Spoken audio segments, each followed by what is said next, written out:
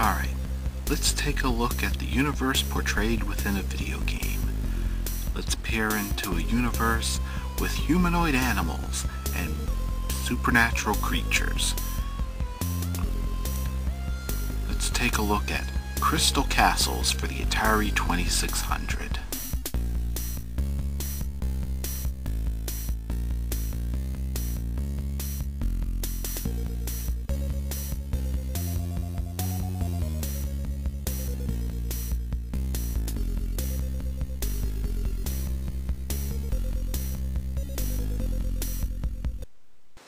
Hello, I'm Joey, and I'm here to talk about Crystal Castles for the Atari 2600.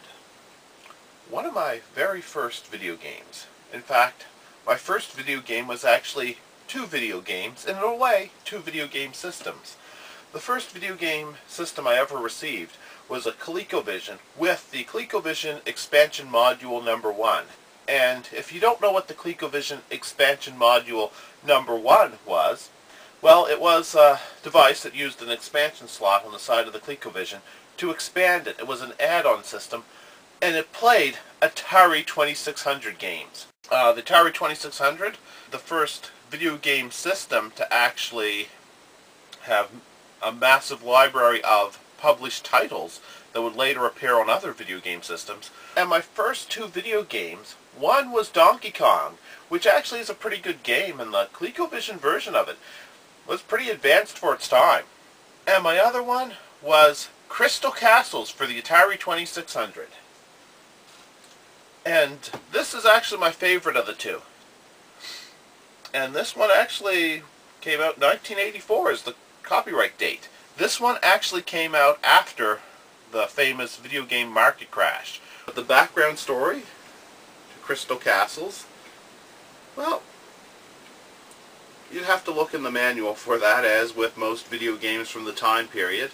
And while I'm pretty sure my manual has survived from the time period, I don't necessarily find it the easiest way to root out the story for Crystal Castles. If I were searching for something that has the story for Crystal Castles in it, Crystal Castles, in addition to this cartridge, has been re-released on various other game systems. It has been recreated, emulated. So right here, I'll have to unhook the power cable from it, which is unfortunate, but just a little bit out of range. But here we have the manual brought up on Atari Greatest Hits Volume 2. And actually, Volume 2, I think Crystal Castle should have been in Volume 1, because it should have been one of the first games they thought of including in an Atari collection, because it's definitely one of the more high-quality games for the Atari 2600. But hey, it's Volume 2. So anyway, we have the Crystal Castles manual, and just to bring up what little story we have for the game, A Bearable Tale. Once upon a time, Bentley Bear was rambling through the woods, daydreaming about poached salmon. He stopped to take a nap at his favorite hollow tree trunk, but when he awoke, he found himself inside a huge castle, glittering with diamonds, emeralds, and pearls. Though Bentley didn't know it at the time, he was trapped in Crystal Castles, home of Berthilda the Witch and her evil cronies. To escape their spell, he must harvest gems in the castle before Berthilda and her malicious gang send him into permanent hibernation. And that's your background story. Bentley Bear, who we know of as a humanoid life form, be it a cartoon bear portrayed as a human, or portrayed as human-like, or perhaps coming from a magical world where bears are humanoid, or an alien world, or an alternate dimension, whatever it is this a cartoon universe, or a science fiction universe? What is the reason for a humanoid Bentley Bear? Sure, it's a video game universe, but video games usually simulate some other concept. Could it be a cartoon universe where, like Brian the dog on Family Guy, he just has a human personality and humanoid features just because that's the kind of reality they're portraying, or lack therefore of reality? Or perhaps could this be a science fiction universe? Teenage Mutant Ninja Turtles and Sonic the Hedgehog all give reasons as for why the characters have humanoid features. Teenage Mutant Ninja Turtles, of course, they're mutants. Could Bentley Bear be the result of some sort of science fiction-like mutation, or some sort of fantasy usage of magic to create a race of humanoid bears? Should we go into a different science fiction route? In Sonic the Hedgehog, originally the Japanese manuals portrayed Sonic the Hedgehog as taking place on a mysterious island in the South Pacific, changed in the English translations of Sonic the Hedgehog to being a complete alien world, thus an entirely alien evolution for Sonic the Hedgehog, thus why he's not what we think of as a normal Earth hedgehog, but a full-blown humanoid life form. This was kind of revised when they merged the continuity of the Japanese and English translations of Sonic the Hedgehog in the later games. Sonic's world became an alternate version of Earth, not necessarily an alien planet exactly, but an other universe where biology turned out different, and not only do you have humans, but other humanoid life forms as well. However, this does create a different form of alien evolution, an alternate reality where some creatures other than humans evolved into the humanoid form. Crystal Castles has never really established if it was a fantasy universe, a science fiction universe, or just plain a cartoon universe. So we're just left to assume it's one of the above. Interpret it however you wish. Bentley Bear is abducted and taken into the Crystal Castles. Apparently an evil witch had some sort of malevolent intent for him. It's quite possible that they're just toying with him and plan to eat him, as they indicate that the witch that runs the castles will eat large mammals, and they're evil. They're malicious. Anyway, so the various enemies, not to go into too much details on them, you have the gem eaters, which are creatures running around eating gems. Well, walking around, moving around, and they're vulnerable to being destroyed if you make contact with them while they're eating a gem. Otherwise, any contact with them will hurt Bentley Bear instead. By gameplay standards, you'll lose a life and you'll have to try again.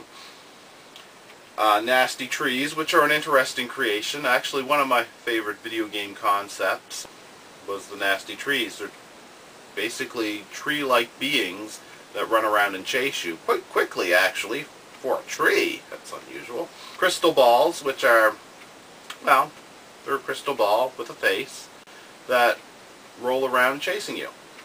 A pot of honey, which, you know, he's a bear. Bears like honey. If he gets the pot of honey, he gains points.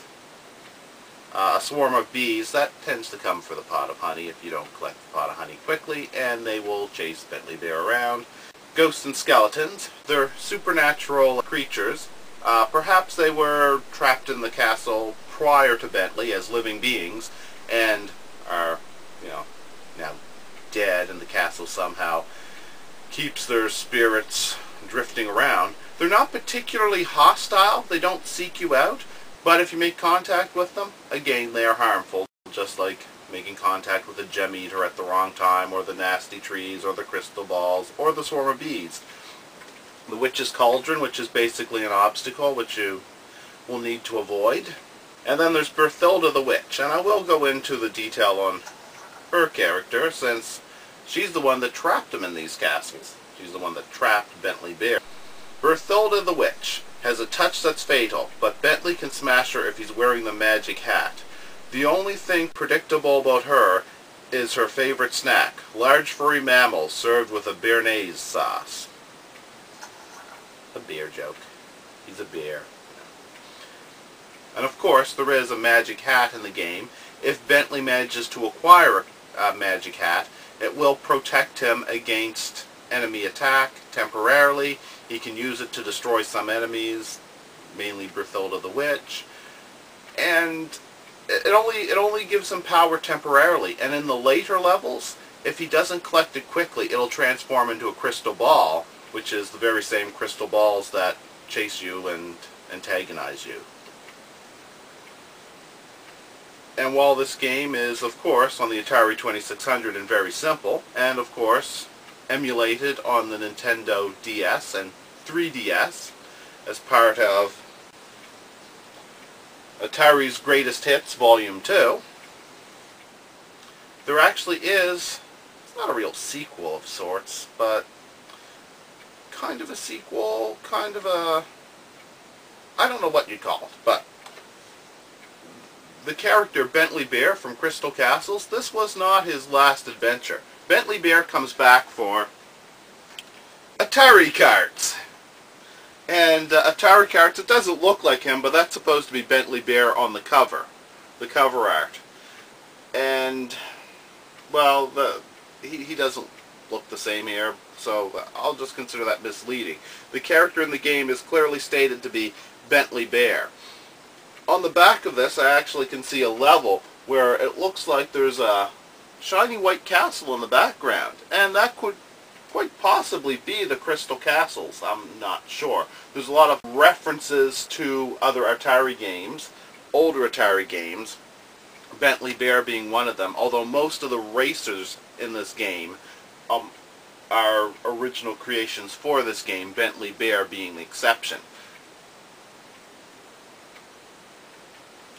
So Atari Carts is a game that continues the adventures of Bentley Bear because Bentley Bear returns and is in the game Atari Carts.